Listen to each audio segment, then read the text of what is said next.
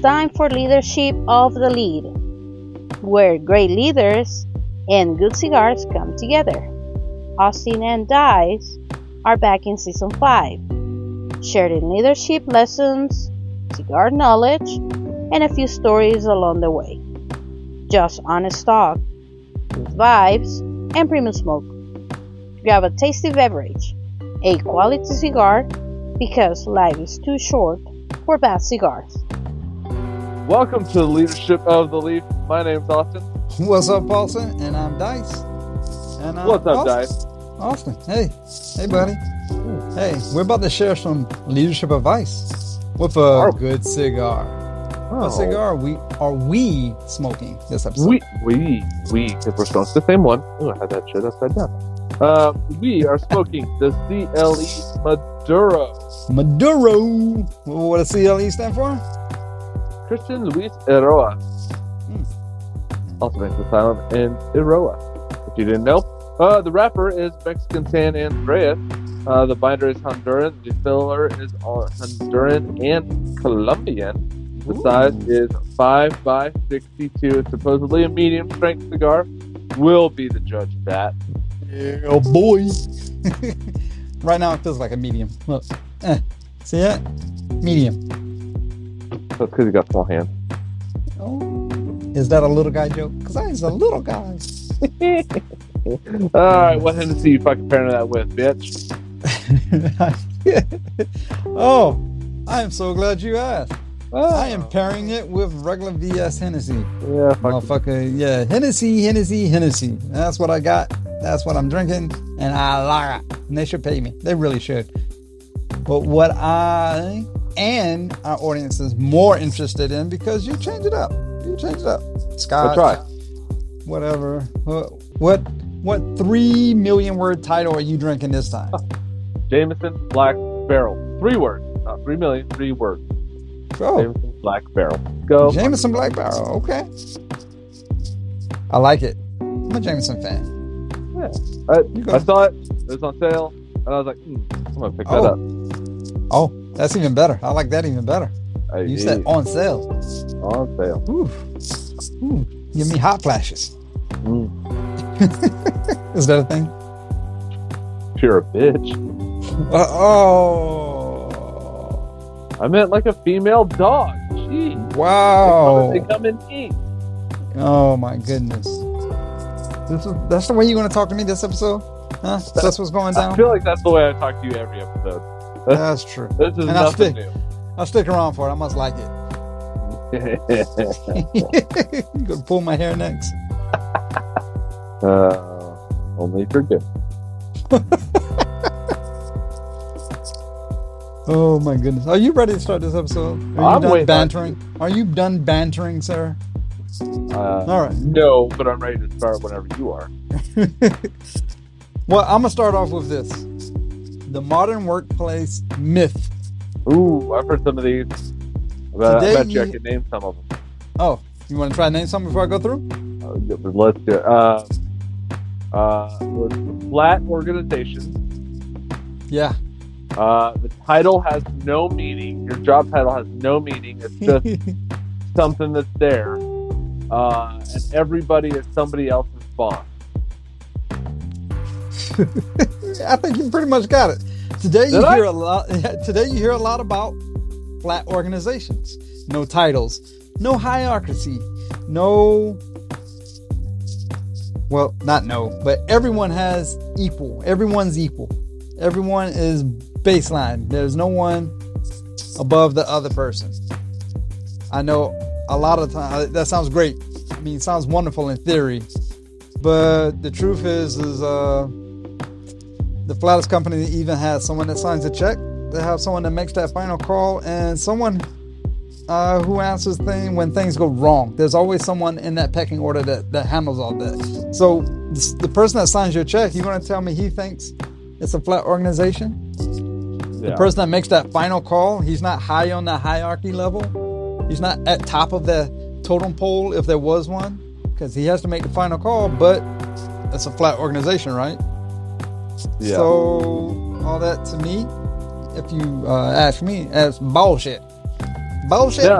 bullshit. I will say there has been a push in recent years towards flatter organizations, right? So not, everyone else is somebody else's boss or whatever, but like it's flatter, so you have less levels of bureaucracy to get to the CEO, which is not a flat organization. It is a flatter organization than maybe like back in the 50s there was. I'm lower middle management. I'm middle management. Oh, I'm upper middle. Shut up. Like, there's five fucking people I gotta get to get an idea in front of the boss. Like, that's stupid. Right. So, like, I just throwing that out there. We're talking legitimately flat organizations where no one's above the other person. But that's obviously meant that somebody has to be there to fucking answer for when shit hits the fan, or hey boss, I have an unruly customer, it's your turn to deal with it. Yeah, no matter how flat it is, there's got to always be some kind of chain of command. There's always going to be some kind of leadership structure, some kind of decision authority within there. Every place got to have some kind of organizational flow.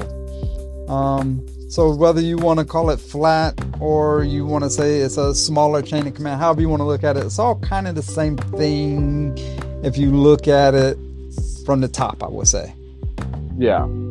Well, so if you look at like what is the chain of command, right? Like chain of command, when people say chain of command, it always reminds me of the military. But yeah, it's just who answers to who and who has the final answer to, whether it be the shareholders or the board of directors or whatever, like whatever you want to call it, the final authority. So every organization, every team, every business, even every family has a chain of command. Now, the question is whether it's clear, respected, and working the way it should. At its core, the chain of command is simply the line of authority in an organization. It answers three basic questions: who makes the decisions, who reports to whom, or who tells, everybody else, and who's responsible when things go right or wrong. That's it. If you can answer those three, and it's all Steve, the fucking CEO, whatever, then, there's your answer. But in most organizations, it starts at the top.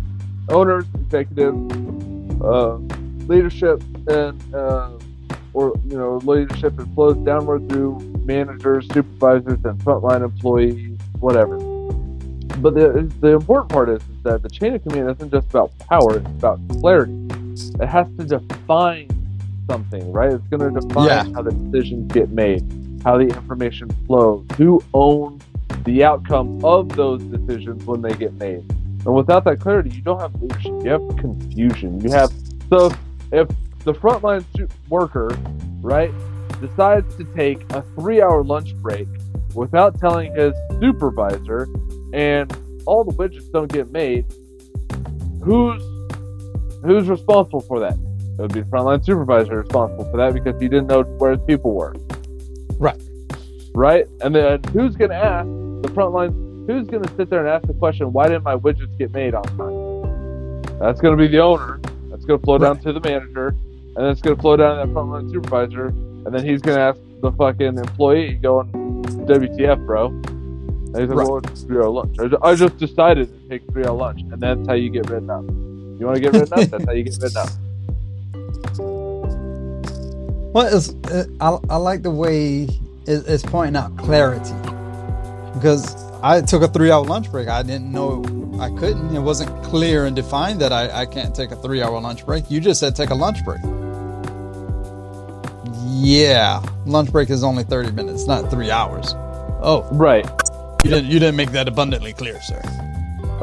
False, because when on your first day of training, I gave you the employee handbook where it said lunches are typically 30 minutes. If you need additional time, please clear it with your supervisor first. So it's clearly spelled out right there. Whoop, whoop. Yeah, I didn't read the handbook. It's okay though. It's okay. I know now. Thank you. I know now. You know by getting a foot up your ass. Well, let's kind of pull this to a cigar kind of point of view, right? Imagine you walk into a cigar lounge where nobody knows who's in charge. The employees give different answers to the same questions, which I hate, by the way. And one staff member says, sure, you can smoke that here. And another one says, no, that's not allowed. Like, well, can I smoke here? Can I not smoke here? Is this not a cigar lounge? Is a cigar $13 or is it $15? Do I have to buy a drink? What's going on? The prices are inconsistent. Rules are inconsistent. Yes. No. Yes. No. Service is inconsistent. And then I'm sitting there like, why? What the hell? Because the chain of command is broken or non-existent. Now compare that to a lounge that we have been to several times that's well run. The owner sets the culture, the manager enforces the standards, the staff follows the procedures, and the customer gets a consistent experience.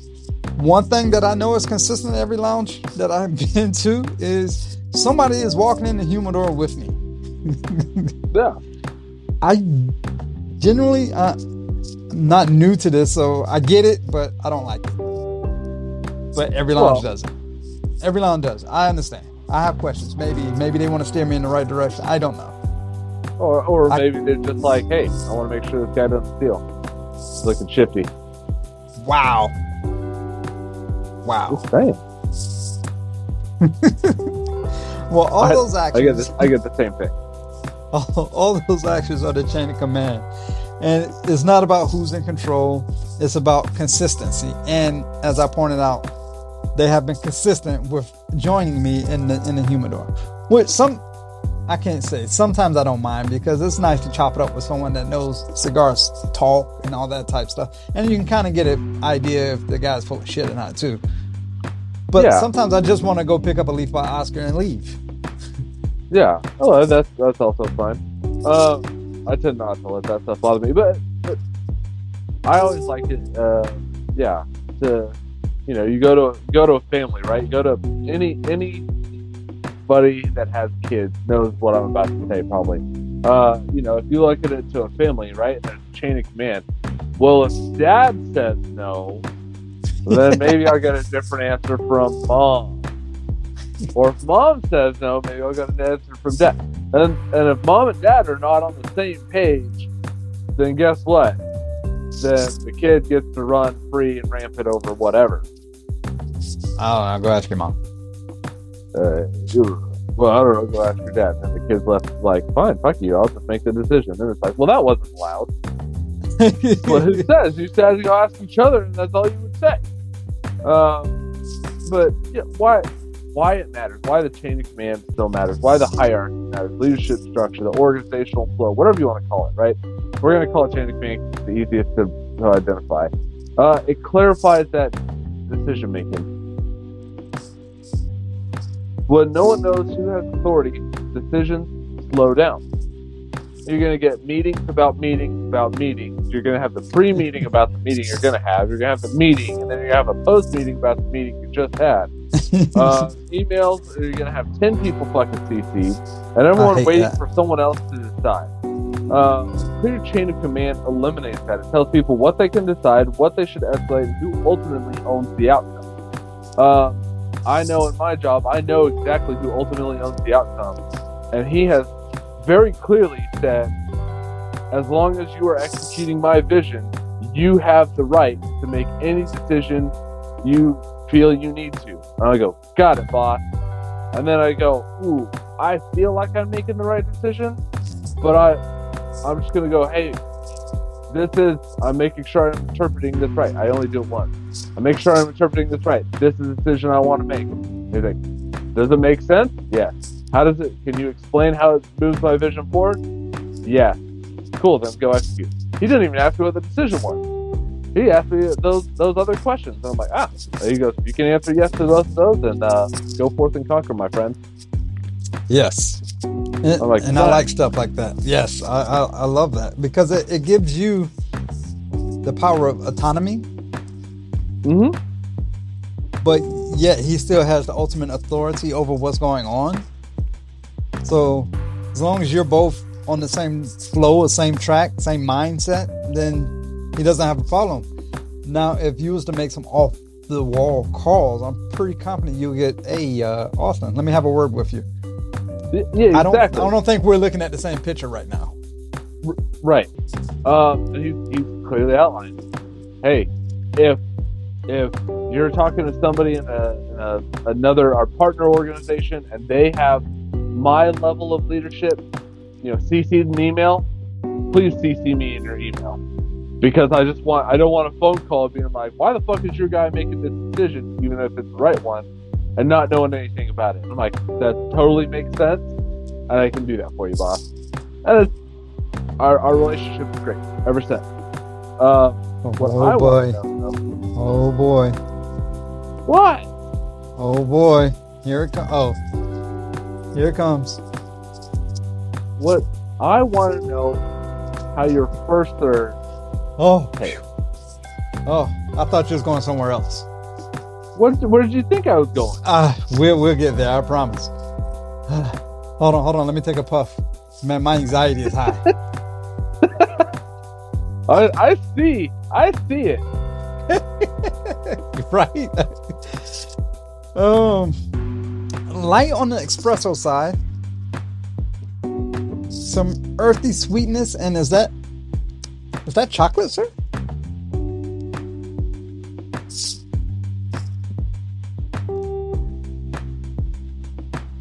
I can get a little chocolate. Do you get baking spice on the retro? Well, I have a retro. Like red pepper. Ooh. There's a pepper, like there's a spiciness on the back.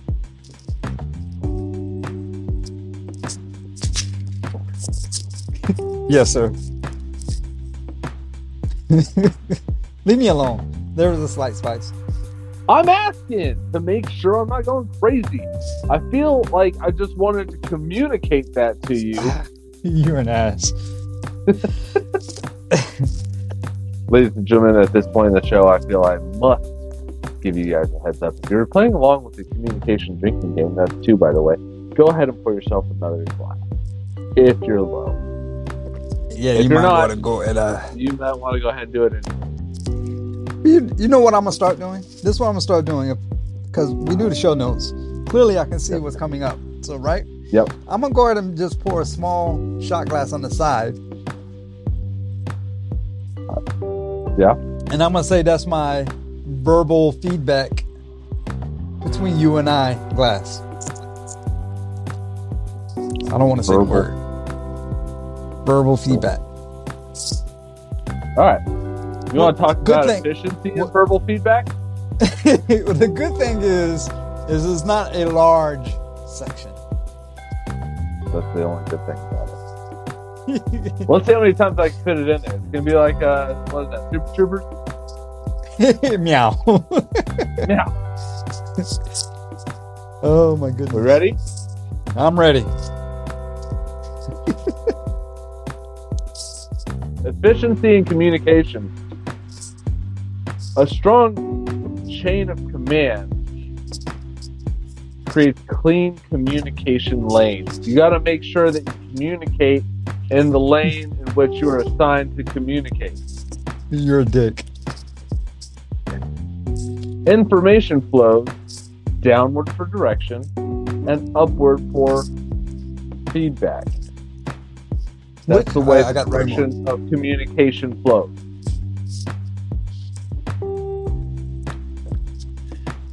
Which is, hold on, I got more drinks. Which is important to understand that the direction that it goes is downward, where feedback is upward.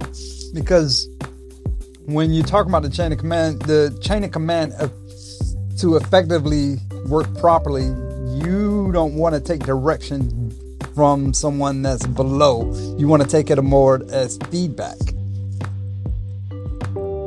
Yeah. Now I got one more. I do want to submit to you of positional authority, where somebody who may be like a frontline employee has positional authority for a short period of time over, let's say, a frontline supervisor who's new to the job. Right. Well, that is position of power that's bestowed upon that person, normally from someone at a hierarchy of, top of the totem pole type situation. Right. No, you're 100% right. I'm just throwing that out there. There are situations but I don't want it to communication seem can flow upward for direction. God damn it. I don't want it to seem like you got your frontline worker and then he goes and communicates a direction to the CEO, right? He's not going to tell this. He's not going to go up to Steve Jobs and be like, "Hey, we're going to put this here on the iPhone. Might I make a suggestion about the placement of this button on the iPhone?" And then Steve Jobs would be like, "I see or hear your suggestion." However, I heard he was a dick anyway. However, it's done, and he will say yes or no, which would be the direction given downward. How many I got? 2 more?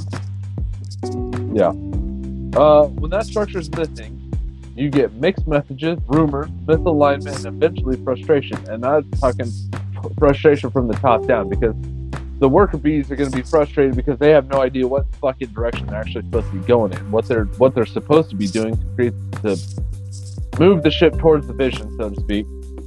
And upper management's going to be frustrated because the worker bees aren't doing what they feel that they should be doing. And it's just going to create frustration all the way around. Well, that goes back to your mommy daddy's situation, right? So now I go to mommy, she said ask dad. I go to dad, ask mom. It's like, okay, now what the fuck do I do? And that's frustration. So now I do whatever I want on my own, and that was wrong because now both of them are mad because I didn't do what I was supposed to do. But I tried to ask what I was supposed to do. Now I'm getting mixed messages here. I don't know what to do. Right.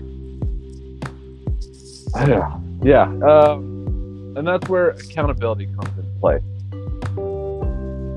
We made it through the communication section. You just had to say it one more time, didn't you? I'm gonna be sauce before the end of the episode. And guys needs to pour himself another drink. So accountability is the thing, right? One of the biggest leadership killers is unclear responsibility. When something goes wrong and everyone says that wasn't my job, or hey, don't look at me, boss. Mm-hmm. Like, no, fuck that shit. Like,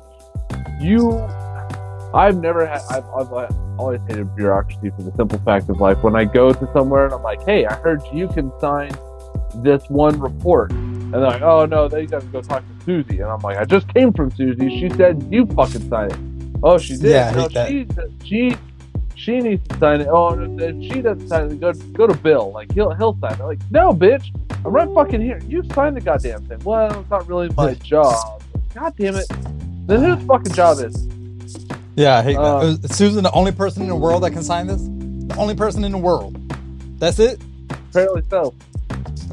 So, that's not a people problem. It's a structure problem. A clear chain of command means that everyone knows their lane, everyone knows their responsibilities, and everyone knows who answers for the outcome. That means everyone knows exactly who signs the goddamn report, or who signs this piece of a checklist, or whatever the fuck it is off.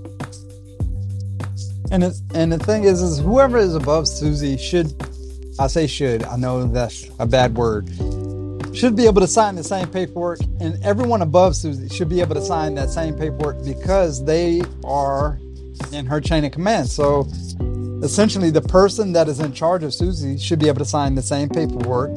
The person that's in charge of the person that's in charge of the person in charge of the person of Susie should be able to sign the same paperwork.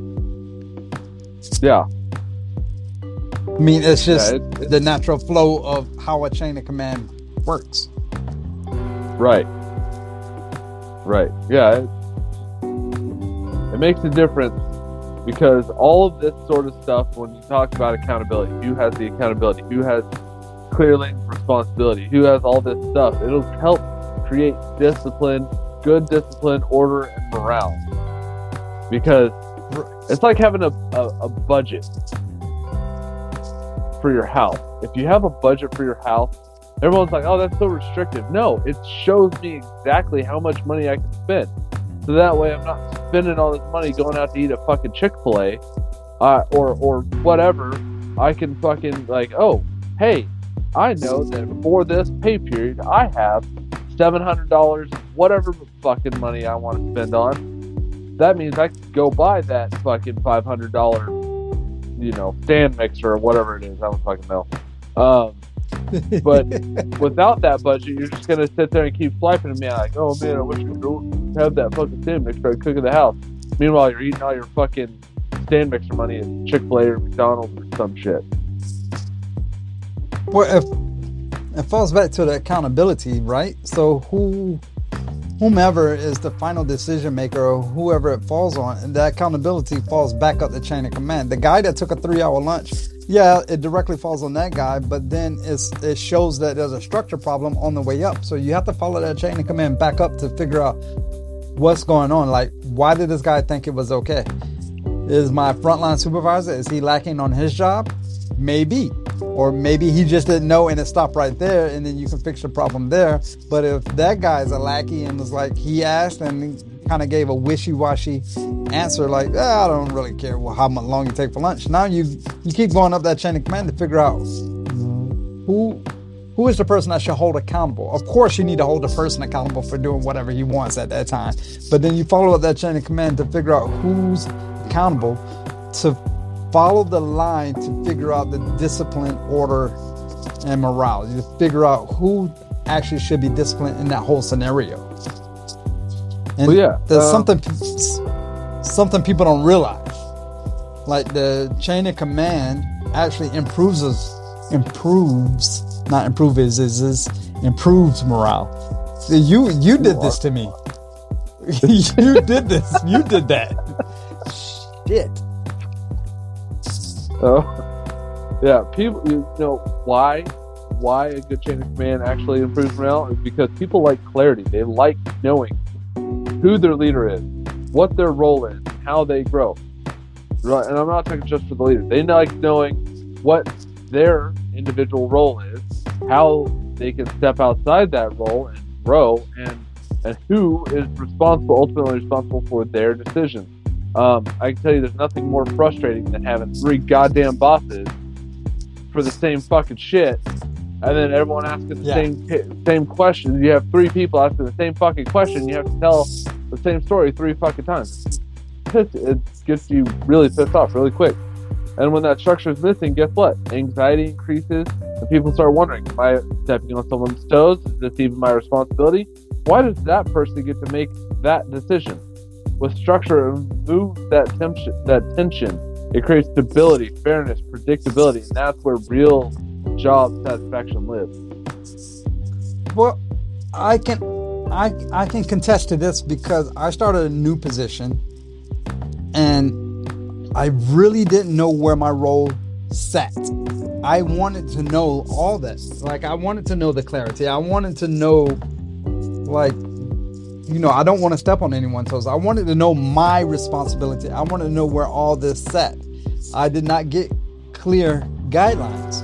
So what I did is I wrote my own guidelines. Then I presented that to my boss, and my boss gave me the yay, okay, and the head nod, and I just moved forth and conquered. But I had to write those rules myself. I wasn't provided them from the top down. So my chain of command wasn't clear to me. And in order for me to function properly at my position that I'm at now, I had to have clear set guidelines. And for me, I needed those. So I wrote them myself. And as of right now, everything seems to be working out. I have the clear guidelines to follow. I utilize my reports as my tools for proper verbal feedback to my boss. And everything has worked out thus far very well. I haven't had any questions, concerns, or any questions on who's in charge of what.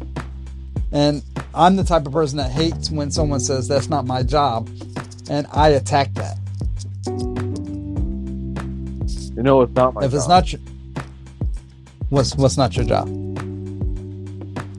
My job is to not take a break right now. You want to take a break? Huh? It's not my job. It's not your job? It's not my job. Not my job. Oh my goodness. Yeah, we should probably take a break because the next portion we're really going to get into that whole discipline aspect. Yeah. Because I think it's important to understand the leaf lesson of today. Yeah. Yes. All right, let's take a break. A few moments later. Hey, welcome back. We just took a quick break. Austin is still being a bitch. And Austin, I'm just curious. Go fuck yourself. Because we took that break, you wanted to talk about our second third, and now here we are, ready to talk about that second third. Please enlighten our audience.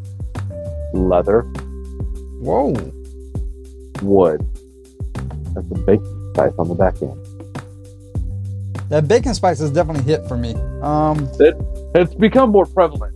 It used to be absolutely like on the retro hail, and then now it's like there it is, right there. I was curious if there was just like a hint of it there, but it was a hint of it there to let me know, be like, hey, we're gonna introduce that to you on your second third. Here you go, buddy. So that's probably why it was there, because it was definitely in that second third coming through. Leather is definitely there. I got that leather. And wood, I won't say wood, it's not cedar, but it's definitely like something in that wood family though. Well, so the Black Barrel is very oaky. So I want to say oak, but I feel like that's because of my drink is bringing it out. I don't know. I remember my uncle cutting wood or whatever, and it was oak. So I have a good nose for that oak. Let's go with a slight oaky to that wood. I agree with you, sir. I agree with you. It makes me so happy. You're such a dick. I swear. Why do I have you as a co-host? I have no idea. Because I make you laugh. Get the people going. Nobody knows what I am. Oh man, what is today's leaf lesson, sir? Alright everyone, settle in. It's time for this episode's leaf lesson, where we'll go over cigar culture so you can enjoy the leaf respectfully. Cigar structure. Sweet. Alright. So I'm gonna point this is the cigar cap, and a lot of great cigars, not all cigars, but a lot of great cigars have three caps on the head, triple cap on the head, and then you go down and you'll see a band, which is normally on the body, and you light the foot of a cigar. Man, I'm so goddamn happy. I'm so proud that you made that truth. Yeah. Now I got more. Wait, there's more. There's more. But wait, there's more. The outer part that you see of the cigar is the wrapper. That's the outer leaf. Then right under the outer leaf is a binder. The binder is what holds the filler. The filler is what we would call the guts of the cigar. And the filler of a premium cigar is normally long filler, but sometimes the cigars that are made with shortcuts. And that's like the chops and bits and pieces of the long cut. I wonder if you can put that all together for this episode. Well, sure can. So, because we have everything supporting everything, that means every part matters. Each part has a role. If you remove that structure, then the cigar falls apart. If I have no filler, there's no gut to hold the binder or the wrapper. If I have no foot or band, there's nothing to put a head or a cap on. The band just tells everybody really what it is.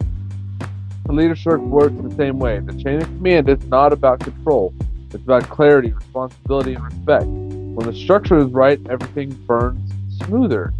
When it's not there, even, or maybe like there's maybe even like, I don't know, just a touch, just a titch of insubordination,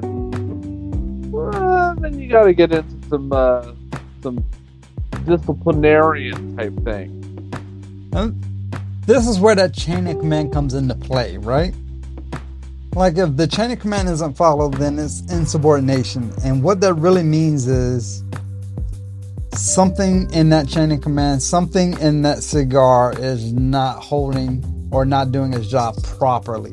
Insubordination isn't really always dramatic. It's not always like, I'm just going to defy my boss because that's what I want to do. Sometimes it could be childish. It could be something as simple as ignoring emails. Yeah, fuck those emails. Missing deadlines, sarcastic comments like from your co-host, or even worse, public pushback. Hold on. You've been giving me attitude and insubordination this entire goddamn time? You fucking piece of shit. Well, we're a flat organization, sir. No, that's a myth. I heard it on a really cool podcast. But here's the truth, right? Most insubordination is a symptom, not the disease. Yeah, I like that you call it a symptom. I love the fact that it's a symptom, right? It's unclear expectations, poor communication, lack of respect, pretty much broken structure of that chain of command. When your chain of command is strong, your insubordination drops dramatically. And what we mean is, if you have a leader, well, let's just throw out two scenarios, right? Compare them side by side. Leader A said, everybody take 30-minute lunch. I expect you back here at 12:30, and we're going to get started immediately. Boom. Everybody's clear, concise, detailed. Everyone knows exactly what's expected of them. Now you have Leader B. All right, everyone, take lunch. And when you guys get back from lunch, we'll go ahead and get started. Well, hold on. What time? How long do I have to take for lunch? When do I have to be back? Nothing was clearly defined there. So that's when you get, fine, fuck it. I'm going to go take a 3-hour lunch. You know what? I feel like Olive Garden today. Yeah. I'm going to go eat some fucking endless breadsticks and soup. Soup salad, baby. Let's go. It's truly endless. Let's find out today. I remember time we went to Olive Garden for lunch or whatever, and that bitch came around with wine, whatever. Everybody looked at me, and I was like, absolutely not. Absolutely not. No wine. Oh, man, what? Absolutely not. We got to go back to work after this. Absolutely no wine. What the fuck? Hold on. You remember that? You remember that. Come on. I do remember that. And it was clear communication. That's all I'm saying. Clear communication. We had clearly communicated we wanted wine. And you clearly communicated go fuck yourself. I hate you so much right now. That's like 5. I'm counting because, yeah. So, hey, you know what you should do when you're faced with insubordination as a leader? I have no idea what to do. Take Cry in the tips, shower? bitch, and I'll tell you. Yeah. When insubordination shows up, the worst thing a leader can do is react emotionally. Think the stoicism lesson we talked about previously. Anger, public confrontations, or ego-driven responses only make the situation worse. A good leader understands this. Insubordination is often a signal or a symptom, not just a problem. It's not the root cause of the problem, is what we should say. So what should a leader actually do? Pause. There's a few things that leaders should actually do, but I want to touch base on that whole reacting emotionally, because I want to go with like a young leadership or someone new to that leadership role, especially like a younger Dice or a younger Austin. The first thing that comes to my mind is, bitch, say what? You know, I want to knuckle up with you. What did I just say? I want to argue. I want to fight. I guess a term would be like, I want to have a pissing match right now. Like, who's in charge here? Like, as a leader, you don't need to have that pissing match. You don't need to fight to see who's in control of whatever. As you said, you want to take that pause before you react. You want your first reaction to set the tone. And if a leader responds with like a public embarrassment or sarcasm, threats, which is what I would probably do at a younger Dice situation, or even like some kind of emotional outburst, they lose their authority almost instantly instead of reinforcing it. Say that again and I'll beat your fucking ass is not the right direction to go. Damn it. A calm response is going to show control, professionalism, and confidence. Leadership's not about winning the moment, it's about protecting the culture. The minute I've heard this, and I've say it to everybody that I get a chance to. The minute you have to say, I'm the leader here, bitch, you ain't a leader anymore. Hey, I'm the boss. What I say goes. Fuck you, the hell it does. Immediately, I don't care anymore. I lost all respect for you as a leader, all respect for you as a boss. Whatever. Nope. If you have to clarify that you're the leader, if you have to clarify that you're the boss, after everyone knows that you're the leader and the boss, you're a weak leader in my eyes. But if you come back with, hey, I noticed you did this. Maybe I wasn't clear with my expectations. I expect X, Y, and Z. Anything else is short of my expectations, and I will address it as such. Boom. It was very clear, calm, concise. I didn't say I'm the boss. What I say goes. No. Hey, I probably wasn't clear. Let me make sure I was clear. This takes me to two memories in my head. First memory is a Scarface movie moment. There's a spot in the movie where Tony Montana is talking to Frank. Frank is the boss. And during their situation, Frank did exactly what you just said. I'm the fucking boss. You listen to me. And clearly that was a pinnacle moment in the movie where Tony Montana shifts power. Anybody that watched the movie would know what I'm talking about. The second one is the scenario that you shared, I think it was season 4 or whatever, that I didn't remember too well, but you brought it to my attention, where the gentleman tried to embarrass me in front of everyone when I was giving a meeting, where he brought the stool out for me to stand on. I remember that. And Literally. Instead of berating and yelling and cursing as I wanted to do to that gentleman, I said, hey, I continue my briefing to the shift. And then I asked the gentleman to meet me in the office. Just wait in the office. I'll be there shortly. And then that's when I took care of business behind closed doors. I did not yell at him right there in public. I did not do anything in public. I waited, took care of the business I had at hand, handled what I needed to do at that moment, set forth my people to go forth and conquer. Then I took care of business later afterwards behind closed doors where it wasn't in public. Yeah. And I remember standing there because I was working for you, and I remember that person doing it, and I like, my eyes got wide. I'm like, I can't believe that dude just did this. Like, I was like, that dude is gonna get murdered. And then you're just like, anyway, blah. This is their expectations. Go do. And then you looked over to him and said, hey, go wait in the office. I won't have work with you later. And then finished conducting the meeting, and then went in there. And we all knew what was going to happen, but it was like, oh, you don't have to hear it. And it was the professionalism that was expected from a person of your stature. But many accidents of coordination come from confusion and not defiance. Ask yourself, was the instruction clear? Did they understand the deadline? Did they have the tools they needed to succeed? Instead of saying, why didn't you do what I told you? Try, walk me through what happened. It shifts the conversation from confrontation to understanding. I've done this with my kid. But I'm like, I tell him, hey, go get ready for bed. And I'm like, hey, that means brush your teeth, change into pajamas, do all the stuff. And then I go upstairs and I'm like, hey, man, what's going on?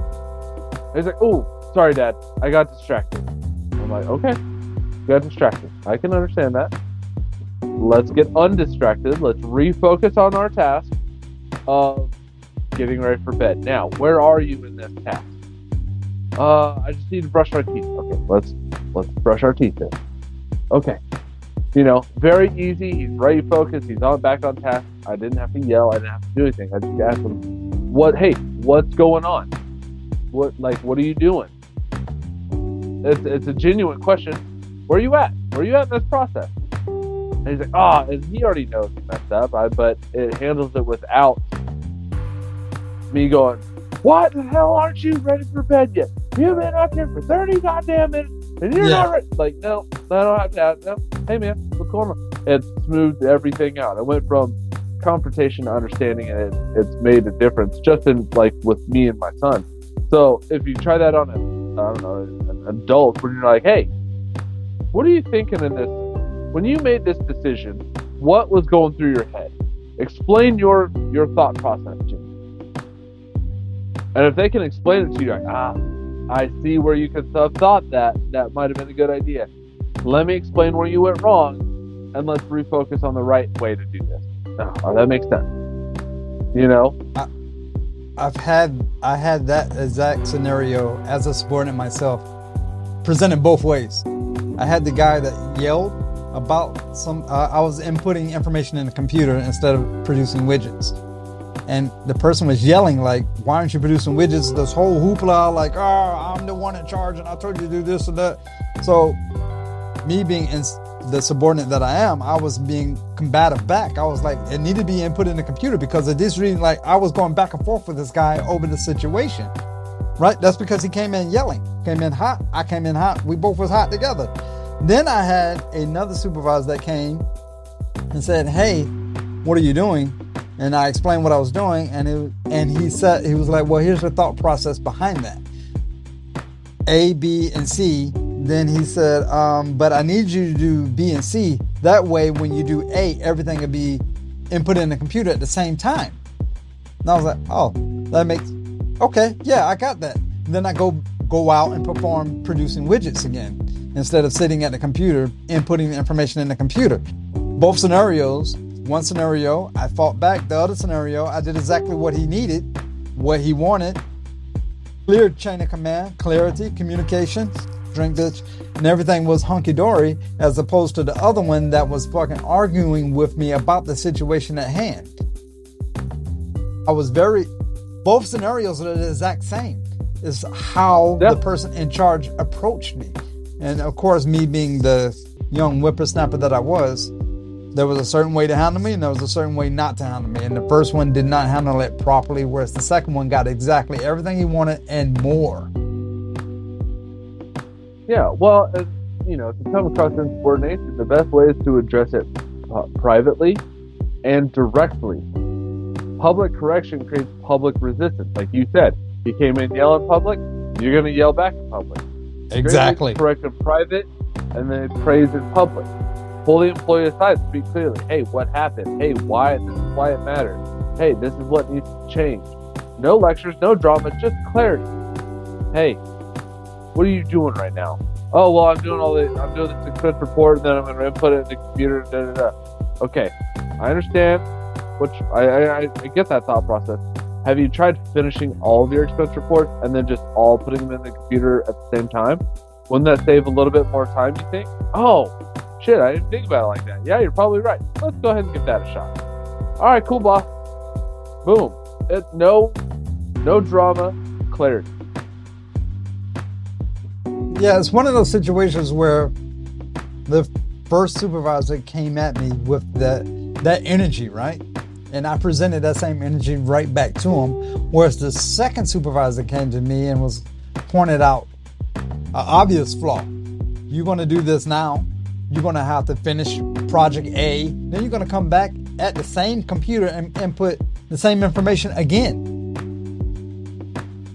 I was like, I didn't look at it that way. Whereas it's the same situation. Whereas the first guy would have done that, it would have been no problem. But you want to bring that same energy? Bring that same energy, because I wasn't willing to listen to that root cause. I wasn't willing to understand the root cause of the whole situation. Remember, most important in subordination is a symptom. And common causes include feeling ignored, being overloaded or lack of training, unclear priorities is where my scenario was, and personal stress. I don't know what's going on in your life. I don't know what's going on in anybody's life unless we sit down and have this conversation, right? So sometimes the issue isn't just about attitude, it's frustration. Right. So I know in my time I recently got a new supervisor, and I felt that I was answering an email from a partner organization, somebody else in the organization, and I was frustrated by something that had happened that morning with my kid or the wife or something, whatever it was. And I was feeling frustrated already. I was already kind of in a bad mood. And then I was responding to an email that I felt as though I had already answered 5 emails ago. So I was just frustrated. And my supervisor was like, well, I was like, okay, now because this person included, their middle manager or whatever, I know I need to include my middle manager. So I was like, I need to go talk to her, to my middle manager, who happens to be a her. And my new supervisor, got involved and was like, hey, I'm going to go talk to the middle manager. I'm like, dude, I would have, give me a fucking chance to work the fucking shit, dude. Like, I need to fucking work this. This is not your fucking job. Like, let me do my fucking, I was feeling very just, not even overloaded. I was frustrated, but I was also very let me do my fucking job. You're new here. I've been here. Let me fucking do my job, and you will see how great I am. Just fucking back off and let me work this. And so I was a little short with him. I was like, hey, just so you know, I would have done X, Y, Z. And he pulled me aside. He's like, hey, what's going on? I was like, look, man. I was like, it came out a little bit more terse than I meant for it to. And I was like, for that, I apologize. I was like, but I also want, I was like, here's what's going on. I said, there's personal stress, not getting into it. I was like, but I worked this. I've been here. I've done this. I've already answered this email 5 fucking times. Like, I know how to answer this shit. And he's like, got it. I wanted to go talk to the middle manager because I needed clarification. Not just on yours, but on something else as well. And okay, you're right. Like, it was, I said, I told him, I was like, I knew I fucked up. I knew I came out a little bit more aggressive than I meant for it to be.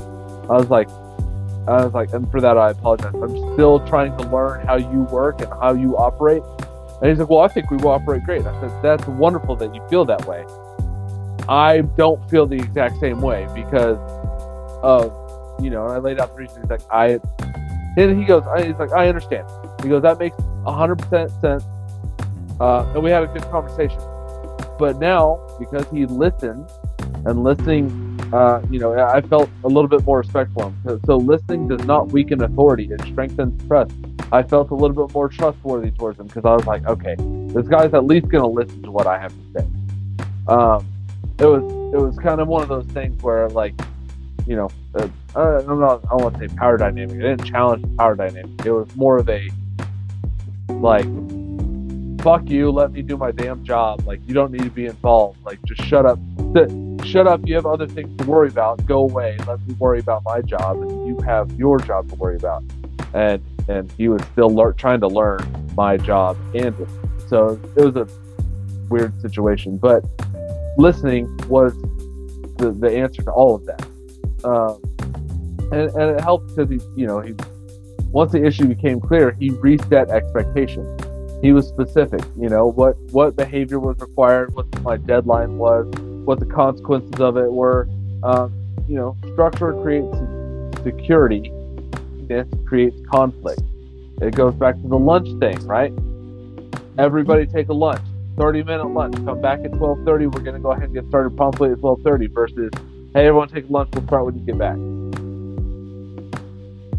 Yeah, it's one of those things where Billy came back in 30 minutes. Susan came back in 30 minutes. Jimmy, you didn't come back in 30 minutes. I'm pretty confident I made myself very clear. Because if I didn't make myself clear, then the rest of the team would not have came back at 30 minutes. So where was I not clear when we was discussing coming back from lunch? And that's where you have to follow through with your consistency. If the behavior continues, the leader must act. You didn't come back after 30 minutes. Now I must react to that. I must document, and this is important, document and document. And when I say that, I want it to be clear. You want to document good behavior. You want to document bad behavior. You just want to document the behavior, whether it's verbally, mentally, written, however you need to document. Now, of course, if someone is doing good behavior and everybody returns back at the 30-minute mark, you don't need to document that on paper. That's obviously not something you need to keep track of, other than mentally, like everybody absolutely came back at 30 minutes, like I said. But if someone doesn't come back in that 30 minutes, you need to document. Austin, I'm going back through my documentation. This is the third time that you didn't come back at the 30-minute mark. I made myself verbally clear every single time. So now I'm going to write you up, because this is the third time that it's been documented that you did not come back to lunch at a appropriate time. Nothing destroys authority faster than empty threats, selective enforcement, and playing favorites. And that is actually a hard part for new leaders to understand. Just because you're my shining star doesn't mean you get to get away with everything. And instantly in my head, what comes to mind is LeBron James. I'm sorry, but LeBron James is one of the biggest floppers in the NBA. Just because you've been in the NBA for over 20 years doesn't mean you get away with all this flopping that you've been doing. They need to be consistent in the calls, whether it's flopping or not flopping, fouls or not fouls. They need to be consistent. So if you're like, you show up late one more time, I'm gonna write you up. Then that person shows up late and you don't write them up, that's an empty threat. So now you're losing your authority, you're losing respect from not just that person, but from everyone else that has witnessed it. Yeah, consistency is what makes the chain of command real. Not volume, not position, not titles, consistency. I go back to my kid. I go back to anybody's kid. If you hit Timmy one more time, we're gonna leave the park. If you do this one more time, we're gonna leave the park. If you stop, bitch. When the fuck are you actually gonna leave the goddamn park? Because this motherfucker's over here pulling hair, stealing toys, and pushing kids down. Like, get the fuck out of the park. Your kid's a menace. Like, it drives me up a wall when parents are not consistent. I remember before I was even a parent, I was a godparent. One of my friends, one of my best friends, he told me, he's like, hey, I want you to be godparent of my kids. I was like, I'm happily to do it. And so I was hanging out and was with his firstborn. He's like 14 now. But we were walking through the store, and he was in the buggy area of the cart, like where you put the actual groceries. One in the seat. I know, bad on me. His mom was with me though, so it's her fault. But that shit's fun. I was sitting there. Yeah, I was sitting there, and he would look at me, and he goes, like he would like get up off his butt, and I was like, if you raise your butt off that seat one more time, you are getting out of the cart. Period. Dot. End of story. I will not argue this fact anymore. He looked at me, and he raised his butt up just like a half inch off the fucking bottom of the cart. Where I swooped him, grabbed him, put him on the cart, like on the ground next to the cart. He threw a hissy fit, and she goes, "What happened?" I said, he looked at me, he smiled. He then raised his butt up off the cart because he thought I wouldn't do anything. I was like, homie, don't play that. I was like, my rule is my rule. I give a warning and I follow through on that rule. And she's like, damn, you are strict. I said, no, I'm consistent. You will learn that I don't play. If you know, they call me an uncle, but I was like, if Uncle Austin says this is what's going to happen if you do it, and they do that, they know that Uncle Austin's going to follow through on that damn threat. Yeah, I'm gonna take your Xbox away if you fucking push your sister one more time. Push sister. All right, Xbox is taken away, and I'm gonna rip that shit out the damn wall. Fight me. It's consistency. It's the same thing. By being consistent, you protect the culture, not your ego. Insubordination is rarely personal, even when it feels that way. The leader's job is not to win an argument. You may win the battle, but you're going to lose the war. The leader's job is to protect standards, respect, structure, and team morale. When the leaders make decisions based on ego, they're going to lose the room. When they make decisions based on culture, they're going to gain loyalty. It's the same thing. If I'm making the right decision to move the vision forward, then my boss has my back all day, every day. But if I sit there and I make a decision based on my ego, well, then I just fucked up. Yeah, because once you make a decision based on the ego, it places all of it on you. It's about you. It's not about the team. It's not about the bigger picture. It's not about anything else. It's about you. You don't want to make it about you. It's about the culture. It's about what you're trying to set the tone for everyone to follow in your footsteps. It's about to set the tone for everyone that's eventually will become a leader at some point. Not necessarily at that company or wherever you're at that point in life. It's about setting that culture of everything involved. I mean, it's more about leading up and down the chain, because great leaders don't just lead down the chain, they lead up and across too, because leading up means communicating clearly with your boss, bringing solutions, not just problems, and understanding their priorities. That's when you're talking to your boss. You don't want to just come and approach them with a problem. You want to kind of bring a solution to that problem. Like, I have this problem and I was thinking that this may be a way to solve that. Yeah. If you want to influence, you have to make leaders' job easier and not harder. And you kind of alluded to that earlier when you know, happy boss, less problems in the boss area leads to less stress and problems throughout the whole chain of command. Yeah, one of my favorite sayings is I should say thought process. It's really a thought process. My thought process is, if I protect the boss and I make the boss happy, then my boss will make me happy. It's very simple. If I make the boss happy, they're going to make me happy. If I protect the boss, guess who's going to protect me? Because they're going to know, like, no. Austin didn't say that shit. I know Austin wouldn't say that because I wouldn't say that. He always says, you know, like, unless there's proof, right? Like, but like, if I sit there and I'm like, no, boss, I didn't say that. I swear to you, I didn't say that. Okay. Yeah, makes sense. You protect me, I protect you. Like, it's gonna be really easy. Now, when you go leading down means giving clear direction, providing support, setting expectations. Your team shouldn't have to guess what success looks like. If they're confused, that's not their failure. That's a leadership failure. If I sit there and I say, I want every single one of you to produce 100 widgets a day, and then and that's my expectation. Very clear, concise, set goal, as long as it's achievable, right? Yeah. You make 100 widgets, I'm happy. You met the goal. What does success look like? Success looks like 101 plus widgets. Yeah. You exceeded my goal. Failure looks like 99, less than 99, less than 100. There you go. That's what failure looks like. Leadership isn't. I want to say isn't. Leadership is principle, right?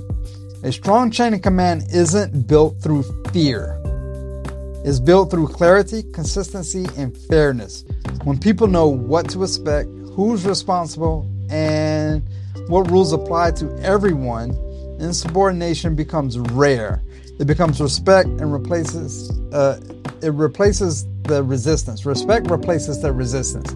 It's one of those situations, if I say go back and do such and such, or go back inside, you should go back inside. There should be no argument, no anything involved with that. If you do not follow the direction because it was clear, concise, and not immoral, then there's nothing wrong with that. If you don't follow that, then there's something in the mix of why you didn't follow that guideline that I just provided you. what's really behind it. Do you Right. not respect my authority? Because if you don't respect my authority, then we're going to have a separate conversation once we get back inside, and then we're going to have a very clear and concise conversation of why you don't respect my authority, because clearly I was put in this position for you to respect it. And if you don't respect it, then Right, I have to follow the rules and everything given to me, to where we're going to make sure we figure this the fuck out. Well, yeah, the chain of command only works when there's mutual respect, not fear, no ego, no power trip, respect. So as long as the leader's direction is not illegal, not immoral, or not unethical, you should follow those directions.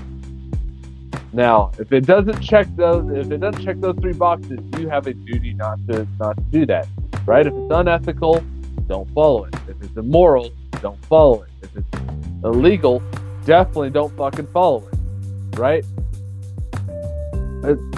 The old adage, well, I was just following the directions of my superiors. That doesn't get you very far. There's historical examples all throughout fucking history of like, well, I was just following orders. Yeah, well, look at where that got you. Now You can't handle the truth. And, yeah. Well, even if you go further back to like the Nuremberg trial, I followed orders. Yeah, those orders were illegal, unethical, and immoral. You fucked up, dude. Like, you had a duty not to follow those orders. So, but yeah, no, chain of command is important because it creates a lot of clarity, and when you have clarity, it's really easy to understand what you should be doing, when you should do it, and how you should do it. It's basically like one of them things like, what part of what I just said you don't understand? Because clearly I thought I was pretty clear with my direction. So what part don't you understand?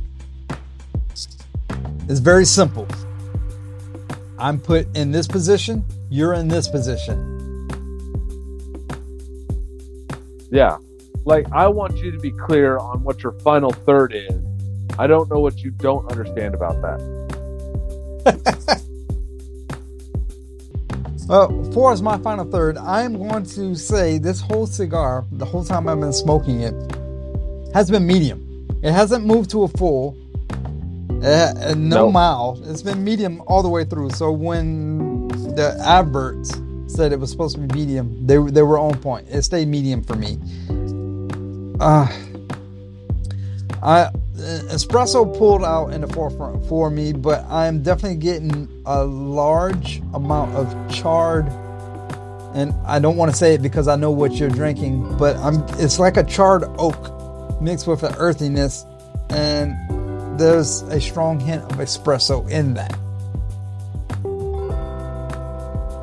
Yeah. And that's a lot coming from me because my Hennessy is more floral with a vanilla undertone. And I still say that. No. Yeah. No. I have to agree with you. And then, yes, I know what I'm drinking, but man, this honestly, like, I drink my whiskey and I'm like, ooh, there's that nice smoky, oaky flavor. And then I puff my cigar and I'm like, oh, there's the same goddamn flavor. Like you want a matching pair, complementary pair? This would be it. It's very complimentary. Doesn't cancel it out? It's not. Okay. No.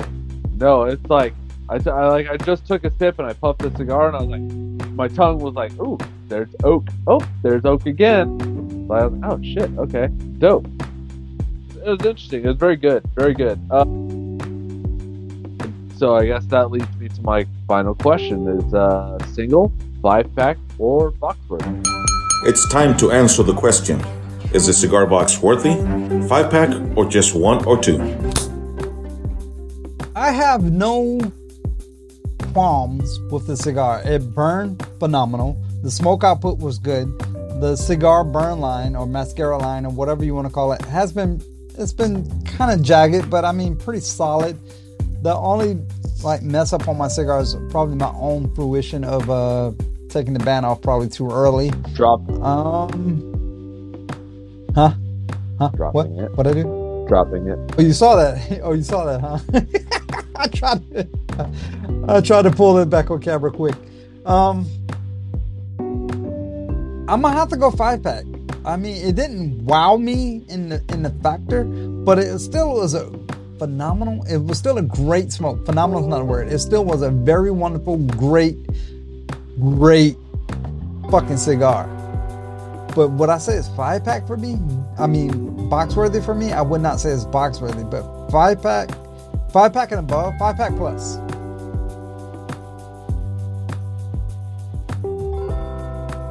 Did you get a white pepper on the back end of this? I feel like I'm getting a tiny bit of white pepper.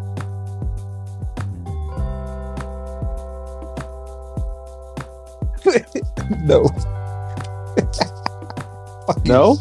No, Okay. I'm not getting. Sorry, but I mean, it could be I'm just curious. one. Our palates are different, and two, you're drinking something completely different than I am. So, I'm not getting white pepper. There is a very, very slight spice on the back end, but it's not enough for me to say, "Hey, it's white pepper." Okay.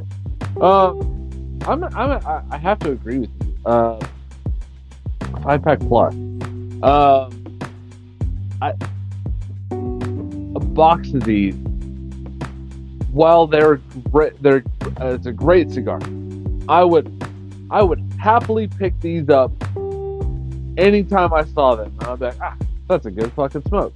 And I have a second one in my humidor, and I look forward to smoking it. I just don't see myself on the same level. I just can't put on the same level as like an Obrigado or a Red Meat Lover or a Sin Compromiso or something like that, where I'm like, ooh, I can't wait to smoke that motherfucker. Right. This is like, damn, that's a good cigar, and I'm in the mood. Yeah, that's it. Or like, hey, I'm watching a movie or I'm playing cards with some friends or whatever, and I'm like, that's a good stick. I'll take that one. Like it's not like, ooh, I have to let me pick this one up and really fucking enjoy it. This is like, that's a good fucking stick. I like that stick. I'll smoke that one tonight. It is a slight difference, but I would say 5-pack plus. This came in like, I don't know, a 7 to 10 pack where a box is 20. I'd be like, yeah, all day, 10 pack. But I can't say it's box. If I had 3 cigars that, well, all 3 were 5-pack worthy, like all 3 were 5-pack, like I probably would pick this first of that group of 5-pack because I really like it. Yeah, it's very, very good. It just doesn't like, oh my god, this is so amazing. It's not like that founder of the Black Cherry. I'm like, god damn, like this is fucking phenomenal. Like it was very good. It just wasn't phenomenal. Yeah, agreed. Agreed, sir. Agreed. If you enjoyed today's episode, maybe share it with someone who needs a little bit more clarity in their leadership. Maybe a little bit more lanes of responsibility, clarity, or maybe even just a better cigar. Share it with that person you might think this might benefit. And as always, great leaders smoke great cigars. Yeah, I stole your line. Thank you for listening to Leadership of the Leaf. The comments and opinions expressed by the host and guests does not reflect the opinions of those that broadcast this show, nor does it reflect any of our affiliates.